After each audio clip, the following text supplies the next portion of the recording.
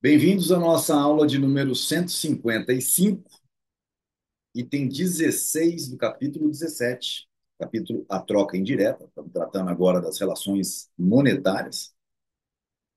A taxa de juros e a relação monetária.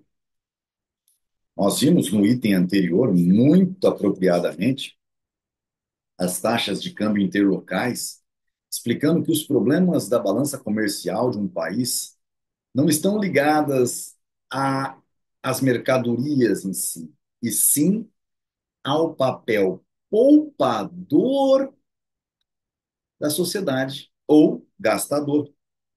Vale muito a pena debruçar nesse ponto. Quando a sociedade se vê em condições de poupar, motivadas a poupar, porque a moeda não está sendo expandida, não está perdendo seu valor frente aos bens reais, a, a sociedade começa a entesourar, muda a quantidade de recursos entesourados. E isso sim é o que gera riqueza. Como nós estamos fazendo, nós estamos compartilhando sempre do PDF e assim o faremos aqui também. A moeda desempenha nas operações de crédito o mesmo papel que em todas as outras transações mercantis. Em geral, os empréstimos são concedidos em moeda e os juros e o principal são pagos em moeda. Os pagamentos decorrentes dessas transações influencia os encaixes apenas temporariamente. Então vamos lá. A moeda desempenha nas operações de crédito, ou seja, de empréstimo, né? De crédito, empréstimo é o contrário de crédito, o mesmo papel que em todas as outras transações mercantis. Em geral, os empréstimos são concedidos em moeda e os juros e o principal são pagos em moeda. Os pagamentos decorrentes dessas transações influencia os encaixes apenas temporariamente.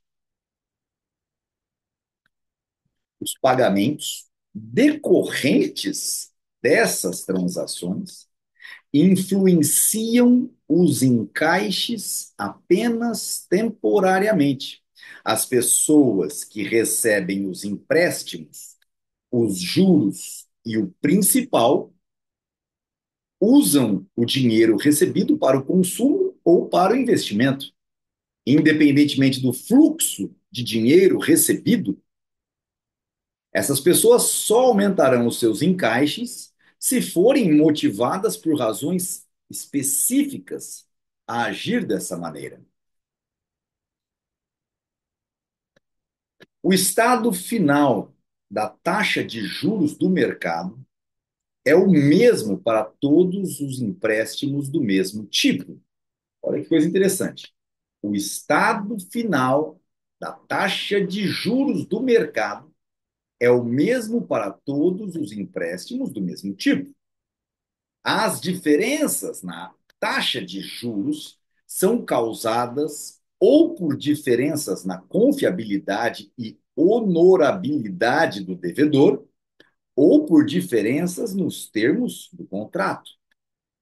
Então, tem lá uma nota de rodapé para uma análise mais elaborada, ver páginas 618, 627. Vai dizer aí as questões relativas à formulação do contrato e os riscos dali decorrem. Mas é isso. Confiabilidade, honorabilidade, né, do devedor ou por diferenças nos riscos tomados. As diferenças nas taxas de juros que não sejam causadas por situações desse tipo tendem a desaparecer. A taxa de juros é igual, a verdadeira taxa de juros. O que pode acontecer entre você e seu vizinho são diferenças que existem em vocês. Os pretendentes a um crédito procuram os emprestadores que cobram uma menor taxa de juros. Os emprestadores procuram as pessoas que estão dispostas a pagar uma maior taxa de juros. No mercado de dinheiro, as coisas se passam da mesma maneira que em todos os outros mercados. Nas operações de crédito interlocais, Devem também ser levadas em consideração as taxas de câmbio interlocais, assim como as diferenças que possivelmente existam entre os respectivos padrões monetários. Então, quando você vai emprestar dinheiro, um americano que venha emprestar dinheiro para o governo brasileiro, ele tem que se preocupar com o quê? Com as taxas de câmbio interlocais. Examinemos o caso de dois países, A e B, sendo que A adota o padrão ouro e B o padrão prata.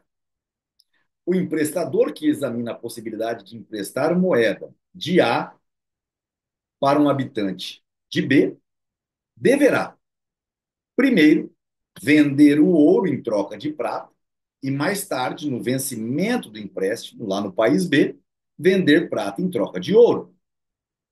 Se neste interregno o preço da prata baixou em relação ao ouro, o credor, com o principal pago pelo devedor em prata, só poderá comprar uma quantidade de ouro menor do que a que ele desembolsou quando fez a transação. Portanto, ele só se arrisca a emprestar dinheiro em B se a diferença entre as taxas de juros de A e B for suficiente para cobrir uma esperada queda no preço da prata em relação ao ouro. A tendência de equalização da taxa de juros no mercado para empréstimos de curto prazo, que existe se A e B têm o mesmo padrão monetário, fica seriamente prejudicada quando os padrões são diferentes. Então, olha só, a tendência de equalização na taxa de juros do mercado para empréstimos de curto prazo, lembra que nós vimos no item anterior, aqueles empréstimos de 90 dias, que existe se A e B têm o mesmo padrão monetário, fica seriamente prejudicada quando os padrões são diferentes. Quando se tem o mesmo padrão monetário, ouro e ouro, beleza? Quando se tem padrões monetários diferentes para ouro e prata. E aqui é onde nós vivemos com relação a dólar real. O emprestador que vem para o Brasil colocar seu dinheiro a R$ 6 o dólar, certo? Nem vou dizer assim, estava no passado, a 6. Ele traz 6 milhões de. Ele traz 1 milhão de dólares, que vira 6 milhões de reais. Aí ele coloca para render juros a 20% ao ano. E no começo desse ano de 2025, ele coloca lá 6 milhões de reais nas letras do Tesouro Nacional. Faz de conta que elas vão vender 20%. Passado um ano, ele tira. Ao invés de tirar 6 milhões, ele vai tirar 6 milhões e 120 mil reais. Correto? 6 milhões, 7 milhões e 200 mil reais. Perdão, 1 milhão e 200. 7 milhões e 200 mil reais. Supondo que o dólar esteja em 7,2 dólares por real nesse ano, só desvalorize 7,2, e pensando que o real é a prata, nesse exemplo que foi dado no livro, e o dólar é o ouro, o que ele ganhou nesse um ano? Absolutamente nada. Ele vai transformar em dólar, vai dar 1 milhão de dólares, ele vai levar 1 milhão de dólares embora. Passou um ano, esse 1 milhão de dólares, ele não ganhou nada.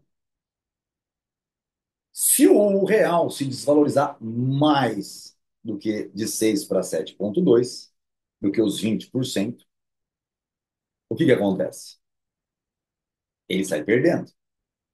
Se o dólar se desvalorizar menos, ele vai sair ganhando, mas não aquela taxa de 20%.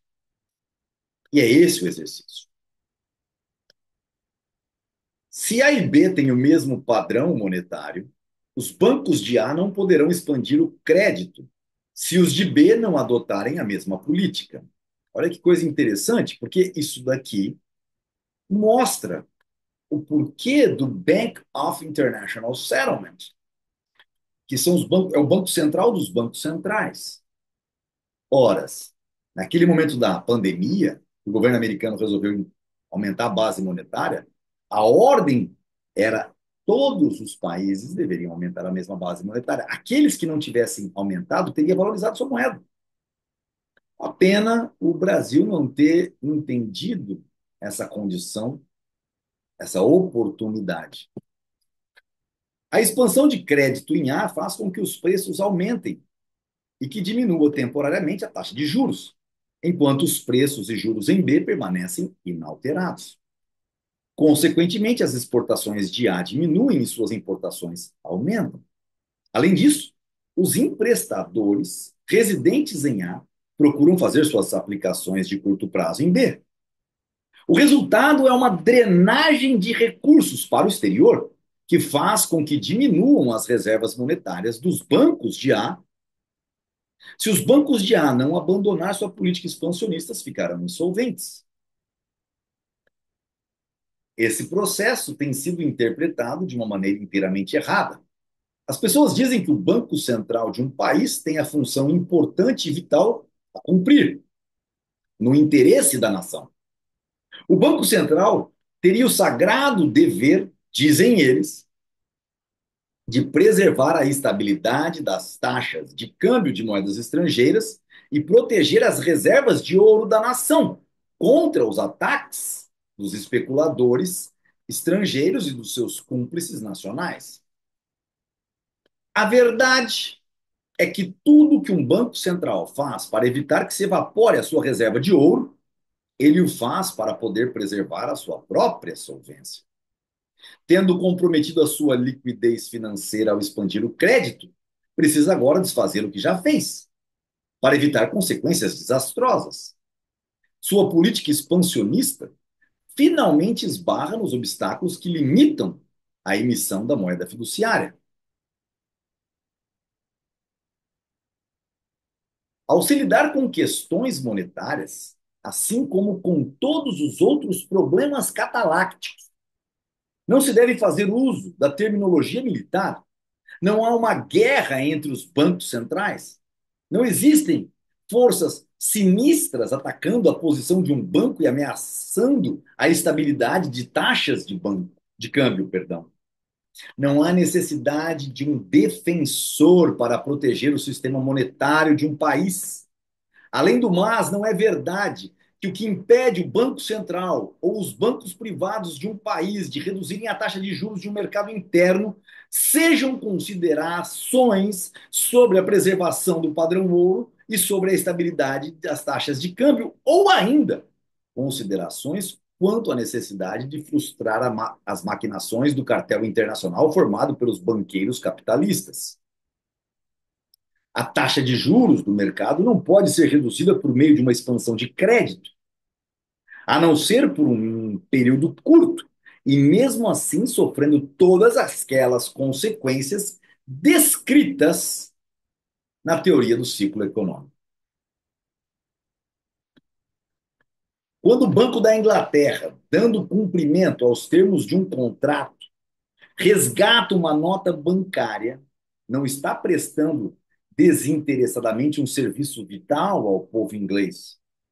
Está simplesmente fazendo aquilo que toda dona de casa faz quando paga a conta do armazém.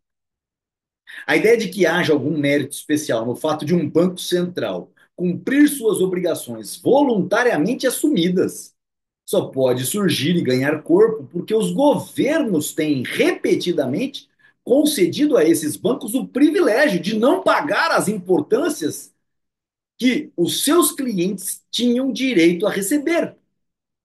Na realidade, os bancos centrais se tornam cada vez mais meros departamentos subordinados ao Tesouro, simples instrumentos para a execução de uma política inflacionária de expansão creditícia.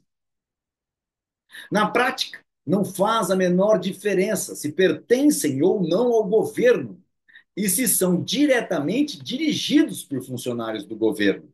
Na verdade, os bancos que concedem crédito circulante são hoje em dia, e em todos os países, apenas sucursais, filiais do Tesouro.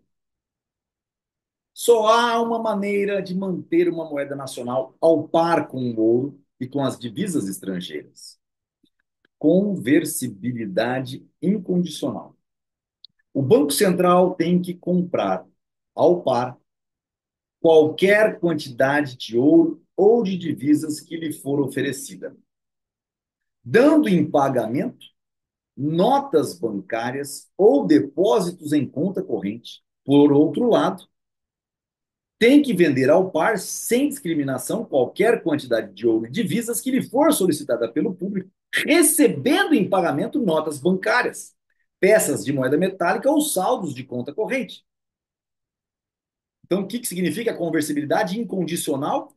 Só há uma maneira, uma maneira de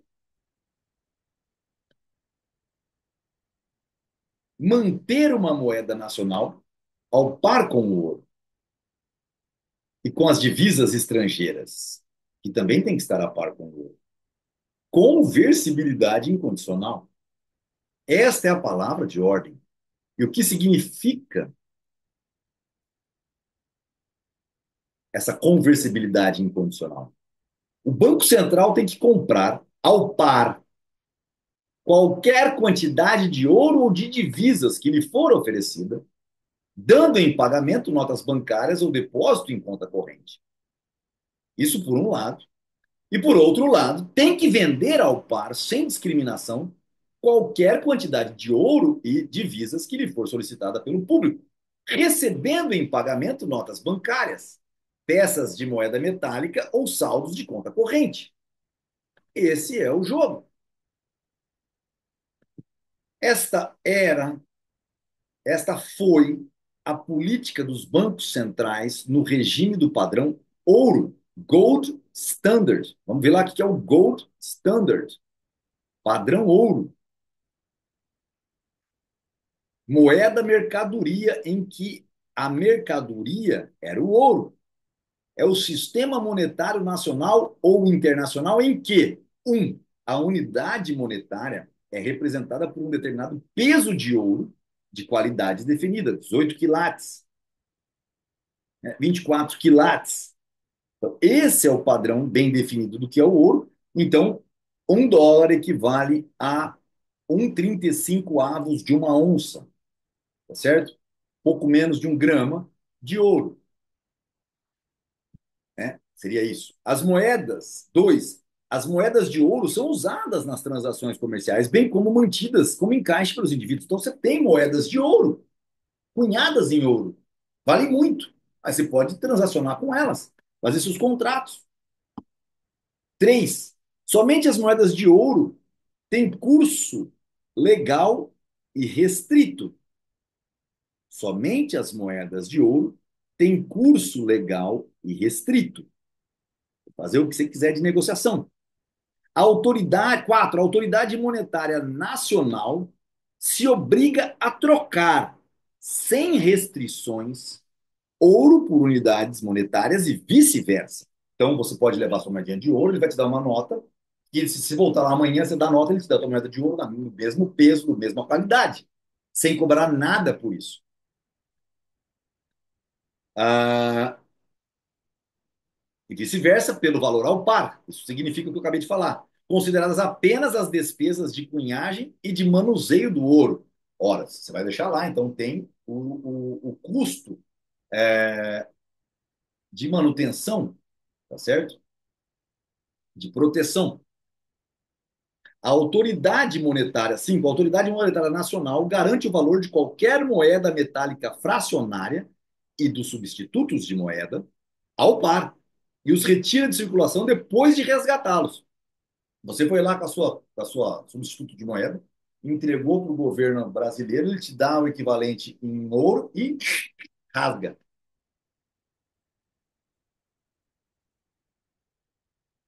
Ou retira de circulação apenas. Né? 6. Não há qualquer restrição à propriedade do ouro, nem são impostas limitações à sua movimentação, inclusive para fora do país. Não há qualquer restrição à propriedade do ouro, nem são impostas limitações à sua movimentação, inclusive para fora do país. Ah, vamos lá.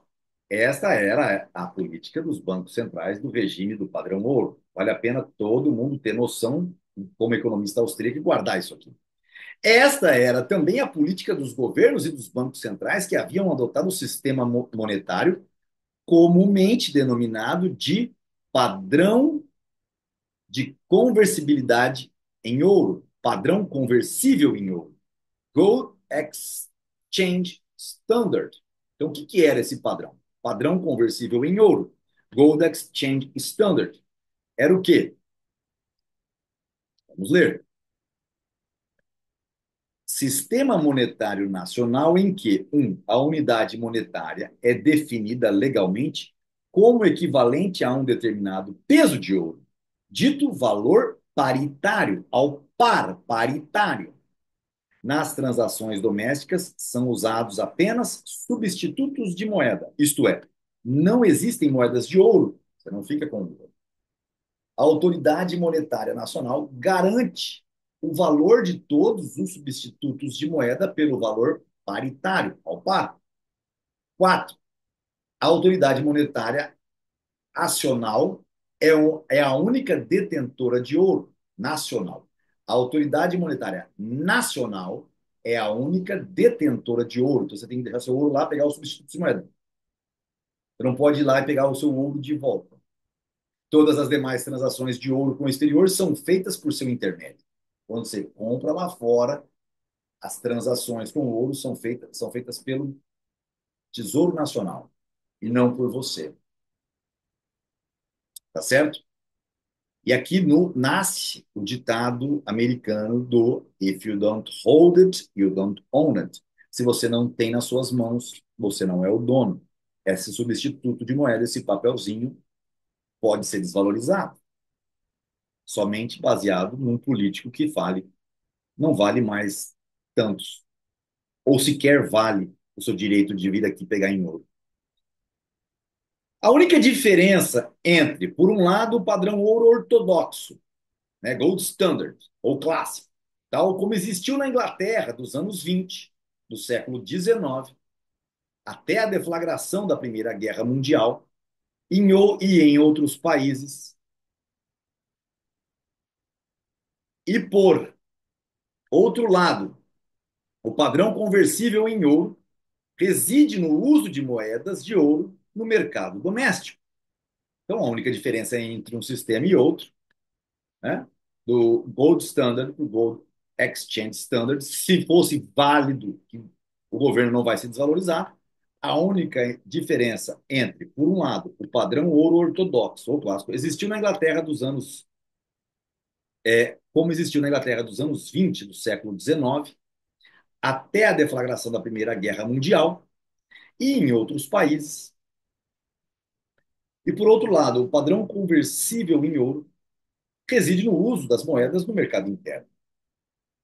No padrão ouro clássico, uma parte dos encaixes dos cidadãos era constituída por moedas de ouro e o restante por substitutos de moeda. O cara punha no cofre dele ouro e substitutos de moeda. E se ele tivesse com medo, ele colocava mais no banco, para tomar conta, pegava substituto de moeda, ou devolvia o substituto de moeda para o banco, trazia o ouro para o seu cofre, né? Ah, no padrão conversível em ouro, os encaixes consistiam exclusivamente em substitutos de moeda. No padrão conversível em ouro, os encaixes consistiam exclusivamente em substitutos de moeda. Estabilizar o câmbio de moeda estrangeira a uma determinada taxa equivale a resgatá-la por essa taxa. Então, olha aqui, ó. Estamos chegando onde precisa. Estabilizar o câmbio da moeda estrangeira a uma determinada taxa equivale a resgatá-la por essa taxa. O Fundo de Estabilização do Câmbio da Moeda Estrangeira também só poderá ter êxito no seu funcionamento se mantiver fidelidade aos mesmos princípios. Um fundo de estabilização do câmbio de moeda estrangeira também só poderá ter êxito no seu funcionamento se mantiver fidelidade aos mesmos princípios. Vamos dar uma olhada aqui. Fundo de estabilização de câmbio. É o nosso fundo soberano, Foreign Exchange Equalization Account. É um fundo governamental estabelecido num sistema de padrão conversível em ouro. Não é o nosso caso, mas conversível em real, em dólar. para efetuar as operações de câmbio dos residentes no país. O governo cede certa quantidade de ouro e divisas estrangeiras para a formação do fundo, que normalmente opera em segredo, numa tentativa de encobrir e esconder do público os inevitáveis efeitos de uma inflação e expansão de crédito interno. Nos Estados Unidos, este fundo tem o nome de Exchange Stabilization Fund. Eu não sei se isso acontece até hoje desta mesma maneira. Não tenho informações sobre isso. Como acontecia no passado, você colocar uma quantidade de moeda para garantir o retorno dos investimentos dos cidadãos dos Estados Unidos, por exemplo. Hoje não é bem assim. Hoje os contratos são garantidos no quê? Numa taxa de câmbio em real, na paridade real-dólar. Por exemplo, você vem, coloca em dólar aqui os 6 milhões, o 1 milhão de dólares que eu dei de exemplo, e o governo do Brasil vai ter que, daqui a um ano, comprar os seus mesmos reais em dólar nessa mesma correlação. Entendeu? Então ele tem que ter um fundo soberano grande e bem estruturado. Correto? As razões pelas quais, nas últimas décadas, os governos europeus têm preferido os fundos de estabilização de câmbio em vez do funcionamento normal dos bancos centrais são óbvias. A legislação relativa aos bancos centrais foi uma conquista de governos liberais ou de governos que não ousavam opor-se abertamente, pelo menos no que diz respeito à política financeira, à opinião pública dos países liberais. Então, as razões pelas quais, nas últimas décadas, os governos europeus têm preferido os fundos de estabilização de câmbio em vez do funcionamento normal, né, os governos europeus, dos bancos centrais, foi uma conquista de governos liberais ou de governos que não ousavam opor-se abertamente, pelo menos no que diz respeito à política financeira, à opinião pública dos países liberais. Os bancos centrais operavam, consequentemente, segundo o princípio da liberdade econômica. Por esse motivo, foram considerados inadequados nessa época de crescente totalitarismo atual. As principais características do funcionamento de um fundo de estabilização de câmbio, em comparação com as de um banco central, são as seguintes. Então, vamos lá. Vamos pegar as informações importantes do capítulo. Aqui está. Eu vou fazer o seguinte: eu vou grifar esta passagem de azul e vou grifar isso também de azul. Não, vou deixar aqui de amarelo, perdão, que aqui que é a parte forte da coisa. Então, em comparação com as de um banco central, são as seguintes. As autoridades mantêm em segredo em relação às operações do fundo. As leis têm obrigado os bancos centrais a publicarem informações sobre uma situação a intervalos muito curtos, em geral toda semana. Mas a situação dos fundos de estabilização só é conhecida pelos iniciados. O público só é informado depois de decorrido algum tempo, quando os números só podem interessar a historiadores e nunca a homens de negócio. Então, essa é a primeira coisa no Fundo de Estabilização em Ouro. Por isso que os Estados Unidos mantêm hoje algo em torno de 680 toneladas de ouro. É o maior detentor de reservas em ouro, seguido em segundo lugar pela Alemanha, se não me engano, com 200 e poucas toneladas, seguido em terceiro lugar pela Itália, em quarto a China. E aí vem. E aí tem França e assim sucessivamente, mas o que é importante, Portugal também, bastante, Espanha. O importante é justamente entender este acúmulo de ouro vinculado a esse tal desse fundo de estabilização do câmbio. Dois, o segredo torna possível discriminar pessoas que não apoiam o governo. Em muitos países do continente europeu, deu ensejo a casos de corrupção vergonhosa. Em outros, os governos usam o poder de discriminar para prejudicar empresários pertencentes a minorias linguísticas ou religiosas, ou que apoiam partidos de oposição. E aí vocês já conhecem do que nós estamos falando. 3. A paridade cambial não é mais fixada por uma lei devidamente promulgada pelo parlamento e, portanto, no conhecimento de todos os cidadãos. A determinação passa a depender do arbítrio de burocratas. De tempos em tempos, a imprensa noticia: a moeda da Mauritânia está fraca. Uma descrição mais correta seria: as autoridades da Mauritânia decidiram aumentar a taxa de câmbio das moedas estrangeiras.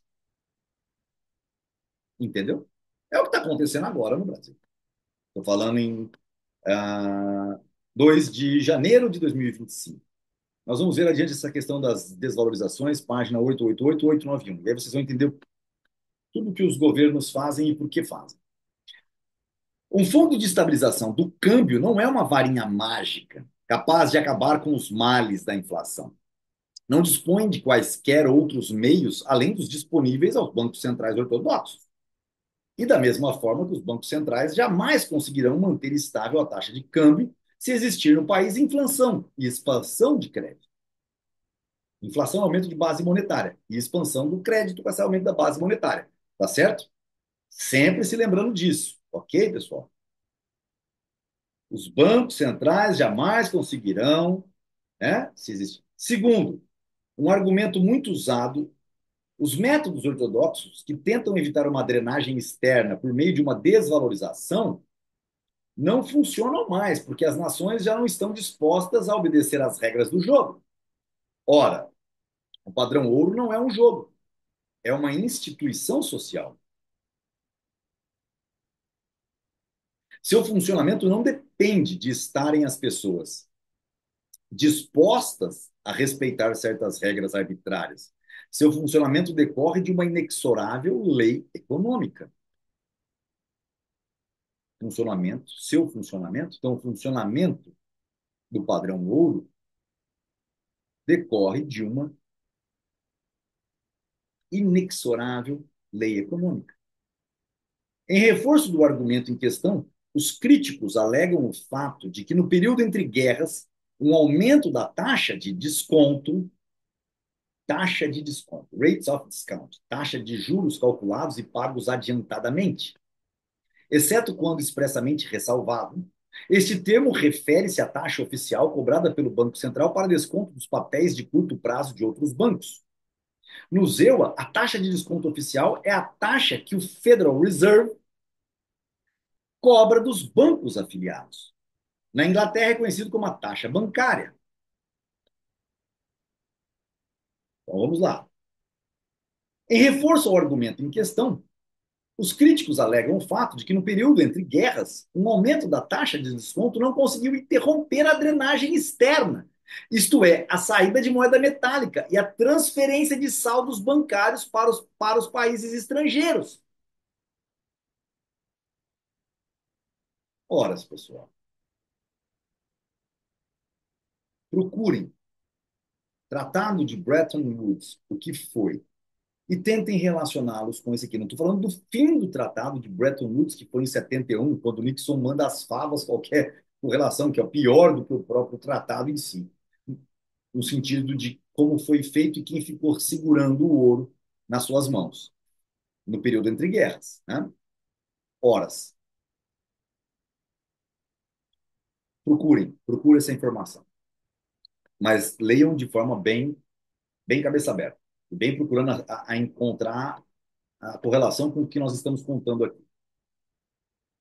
Mas esse fenômeno foi causado pelas políticas governamentais contra o padrão ouro e a favor da inflação.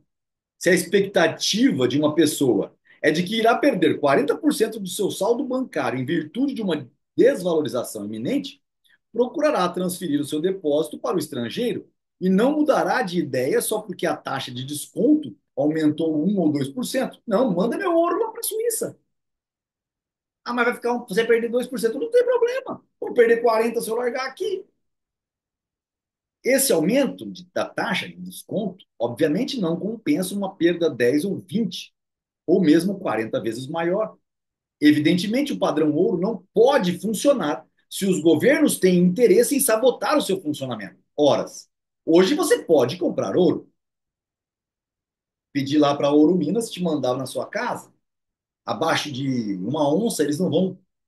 Você não precisa retirar lá.